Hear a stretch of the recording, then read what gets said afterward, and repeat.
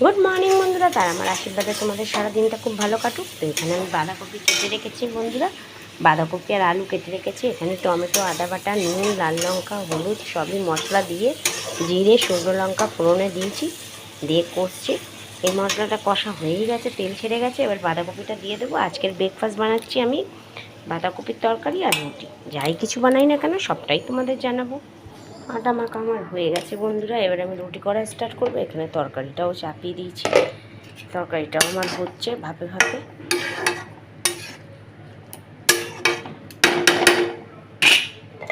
ঘরে যাই থাকে তাই বানাই, সেটাই আপনাদের দেখাই।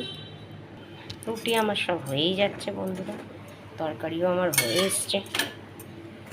এখানে ঘি লাগিয়ে নিয়েছি।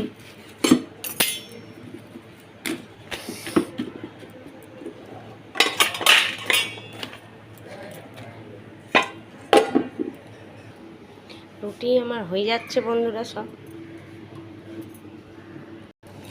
রুটি আমার হয়ে যাচ্ছে। চাও বসিয়ে দিয়েছি এখানে বন্ধুরা, চিনি চা পাতা সবই দিয়ে দিচ্ছি। চা পাতা আর একটু লাগবে। চা আমার ফুটে গেছে বন্ধুরা।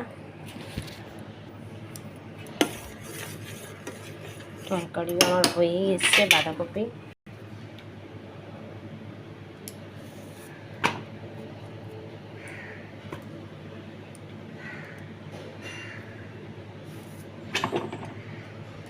বাঁধাকপি আমার ভাজা ভাজা হয়েই এসছে বন্ধুরা, আর একটু ভাজা ভাজা করলেই হয়ে যায়।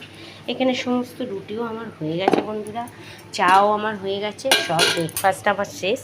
তো গোপালের আশীর্বাদে তোমরা ভালো থেকো, সুস্থ থেকো। ভালো লাগলে লাইক শেয়ার করো বন্ধুরা। জয় গোপালের।